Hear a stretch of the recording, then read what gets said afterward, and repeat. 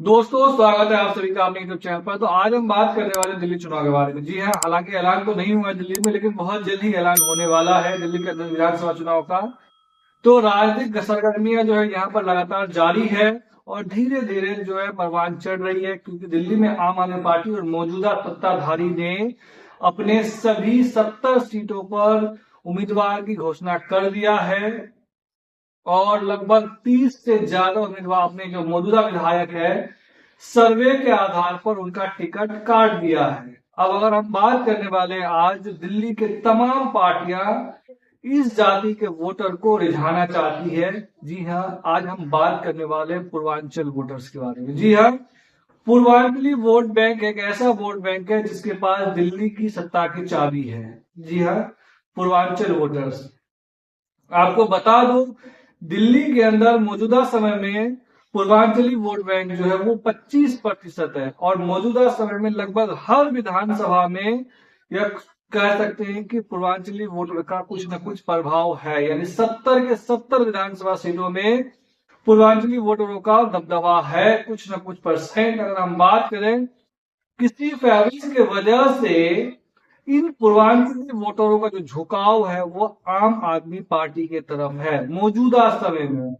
कभी का जब शीला दीक्षित की सरकार थी 15 साल लगातार, तो उस समय पूर्वांचली वोटर्स जो है उसका झुकाव कांग्रेस पार्टी की तरफ था। पिछले चुनाव में हालांकि बीजेपी ने मनोज तिवारी को प्रदेश अध्यक्ष बना करके पूर्वांचली वोटरों को यह संदेश देना चाह रहे थे कि हम आपके लोगों को मुख्यमंत्री बना सकते हैं, लेकिन बीजेपी का यह प्रयोग सफल नहीं रहा और यहां पर आम आदमी पार्टी जो है प्रचंड बहुमत के साथ सत्ता में आ गई 2019 के चुनाव में। तो क्या इस बार कैसा रहेगा माहौल, पूर्वांचली वोटर किस तरफ है? तो मौजूदा समय में बता दूं आपको कि इनका झुकाव आम आदमी पार्टी की तरफ है।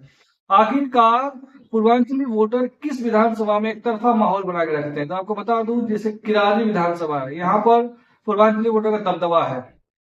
बुरारी, उत्तम नगर, संगम विहार, बादल सीट पर लगभग 40% से ज्यादा पूर्वांचली वोटर्स मौजूद है। यानी जिस पार्टी की तरफ पूर्वांचली वोटर्स का झुकाव हुआ वहां पर वो जितना 100% तय मानिए। उसके बाद गोगलपुरी, मटियाला, द्वारका, नांगलोई सीट पर 30 से 40% के बीच पूर्वांचली वोटर यहाँ पर मौजूद है। इसके अलावा अगर हम बात करें तो करावल नगर, विकासपुरी, सीमापुरी जैसी सीटों पर भी पूर्वांचली वोटर का लगभग 25% आबादी वहां पर मौजूद है। तो ऐसे में कह सकते हैं कि पूर्वांचली वोटर का दबदबा इस इलाके में कुछ ज्यादा ही है और यहाँ पर वो डिसाइड करता है कि किस पार्टी को सत्ता में आना चाहिए। अगर हम बात करें, आपको बता दिया कि मनोज तिवारी का जो सफल प्रयोग था बीजेपी की तरफ से पिछले चुनाव में, वो बिल्कुल असफल रहा था। लेकिन इस बार बीजेपी फिर से प्रयोग करने के मूड में है और इस बार बीजेपी पूर्वांचली वोटरों को रिझाने के लिए जदयू जो उनके सहयोगी है बिहार के अंदर सबसे बड़े सहयोगी तौर पे, उसके साथ ही साथ रामविलास पासवान के पार्टी के साथ गठबंधन करने जा रही है ताकि पूर्वांचली वोटरों को लुभाया जा सके। हालांकि ये चर्चा है, अभी फाइनल तो हुआ नहीं है। बताया जा रहा है कि संजय झा जो बीजेपी आरजेडी जेडीयू के पूर्व राष्ट्रीय उपाध्यक्ष है, वो इन चीजों पर चर्चा कर रहे हैं, सीटों के बारे में, बंटवारा के बारे में बातचीत कर रहे हैं। ये सिर्फ सूत्रों के हवाले से खबर है, लेकिन पूर्वांचली वोटर्स जो है, क्योंकि आपको बता दूं दिल्ली के अंदर विधानसभा का चुनाव हो रहा है, होने वाला है, फरवरी के अंदर में हो जाएगा। लेकिन पूर्वांचली वोटर यानी दिल्ली के अंदर दिल्ली का वोटर कम और बाहरी वोटर ज्यादा है, जो बिहार, अलग अलग राज्यों से लोग यहाँ आके बसे हुए हैं और वो अपने अपने हिसाब से देते हैं। तो इस मामले में पूर्वांचल के वोटर्स यानी यूपी बिहार के जो वोटर्स है वो सबसे ज्यादा दिल्ली के अंदर मौजूद है और उन्हीं के पास सत्ता की चाबी है। यानी सभी पार्टी को ये पता है कि अगर उन्हें पूर्वांचली का वोट मिल जाता है तो वो सत्ता के शिखर पे पहुंच जाएंगे, अगर उन्हें नहीं मिलता है तो फिर वो सत्ता के बारे में सोच भी नहीं सकते हैं। इसीलिए बीजेपी ने ओबीसी सम्मान यात्रा निकालने जा रहे हैं, हर विधानसभा में वो बैठक करने जा रहे हैं, साथ ही साथ तमाम तरह के वो अपने हिसाब से गोटी सेट करने की कोशिश कर रहे हैं। उधर केजरीवाल भी कोई कम खिलाड़ी नहीं है, उन्होंने पहले ही चुनाव के ऐलान से पहले ही अपना जो है उनका कैंडिडेट घोषणा कर दिया। उन्होंने कहा कि अगर कहीं पर सर्वे के आधार पर अगर कोई कैंडिडेट पिछड़ रहा है तो हम उन्हें बदल भी सकते हैं। लेकिन आपको क्या लगता है कि इस बार पूर्वांचली वोटर्स जो है उनका वोट क्या?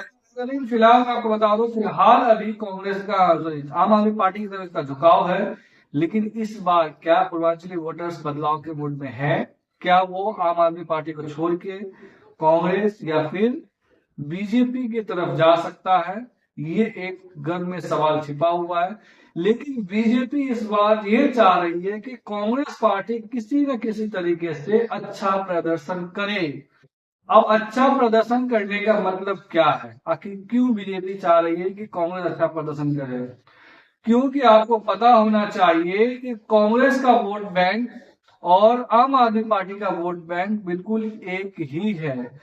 अगर कांग्रेस मजबूत होती है तो आम आदमी पार्टी कमजोर होगा, और इनका सीधा बेनिफिट किन्हें मिलने वाला है? बीजेपी को मिलने वाला है। इसीलिए बीजेपी इस बार अपने परफॉर्मेंस से ज्यादा कांग्रेस के परफॉर्मेंस का चिंता कर रही है। आखिरकार कैसे भी ये पार्टी अच्छा परफॉर्मेंस करे। जैसे ये मजबूत होगा आम आदमी पार्टी कमजोर होगी, और इसका फायदा जो है वो बीजेपी को मिल सकता है। हालांकि बताया ये जा रहा है, सूत्रों के हवाले से खबर ये आ रहा है कि इस बार बीजेपी दिल्ली के चुनाव में सीएम फेस के साथ उतरने वाली है, और सीएम फेस कोई और नहीं बताया जा रहा है कि स्मृति ईरानी को इस बार केजरीवाल के सामने सीएम फेस के तौर पर प्रोजेक्ट करेगी। और दिल्ली में इस बार बीजेपी अपने तमाम नेताओं को उतारने जा रही है विधानसभा चुनाव में, ताकि वो आम आदमी पार्टी को टक्कर दे सके।